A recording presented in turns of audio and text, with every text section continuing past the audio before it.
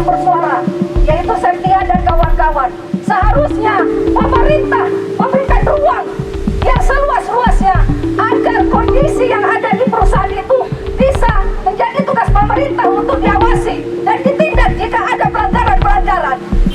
Semoga atas kehadiran kawan-kawan ini membukakan hati hakim untuk berpikir jernih kalau misalkan kasus saya ini bukanlah kriminal.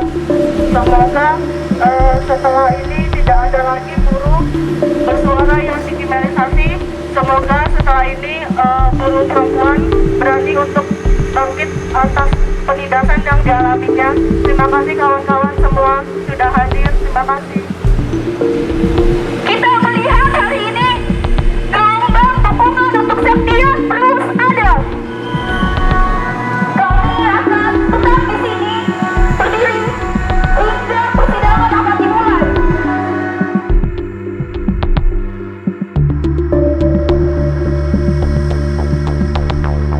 Harus membebaskan Septia, menerima segala pledoi yang disampaikan hari ini.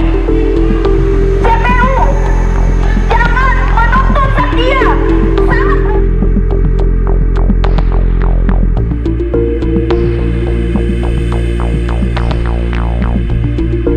Septia, ini polisi apa yang rame-rame? Maju, maju.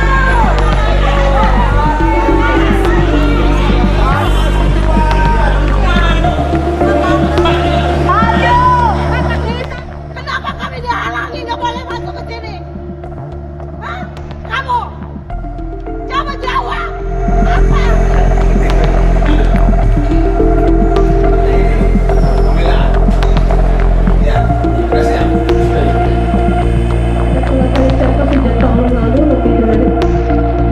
Sejak 1 tahun lebih dengan pasangan saya nyaris batal jika tidak ada kemurahan hati yang majelis hakim berikan untuk menjadikan saya anak kota.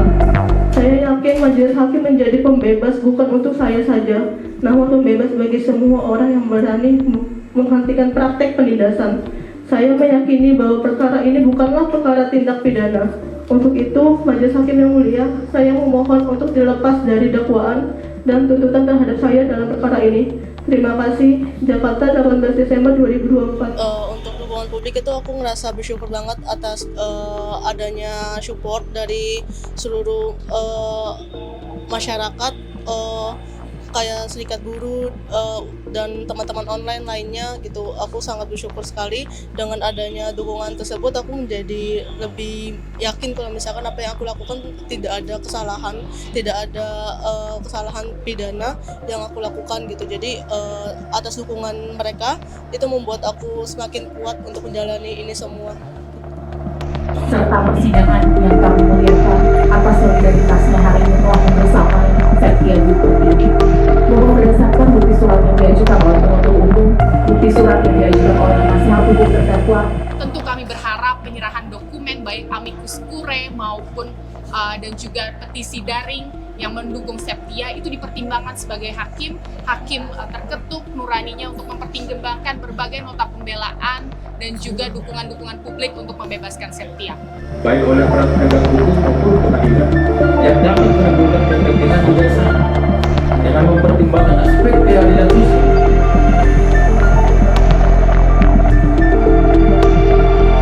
Baik, selamat sore pada Septia, kita semua relate gitu, kita semua memahami bahwa apa yang terjadi pada Septia akan bisa terjadi pada kita, dimana saat relasi kuasa di dalam kantor itu membuat hanya kita yang dievaluasi, bukan bos kita, sehingga tidak ada perbaikan di dalam kantor, sehingga kita cuma melarikan diri dengan curhat di sosial media.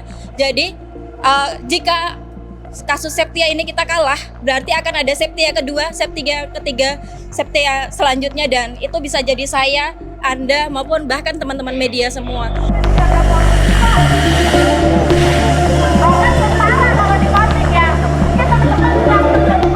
Masih banyak buruh perempuan yang sulit mengadukan kasusnya.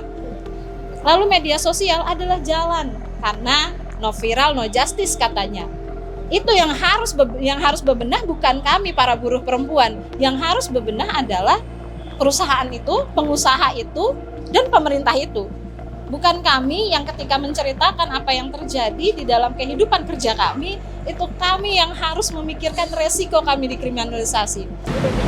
Septia menyampaikan tuntutannya, protesnya di sosial media, dan kemudian kau bungkam semua. Yang membedakan perlakuan aparat terhadap buruh dan juga terhadap pemuda. Orang dengan kekuasaan, dengan kekayaan, bisa melakukan apapun kepada orang-orang seperti kita. Ketika majelis hakim memutuskan kalau kasus ini menyatakan Septia bersalah, maka sistem hukum ini sudah gagal, negara ini sudah gagal,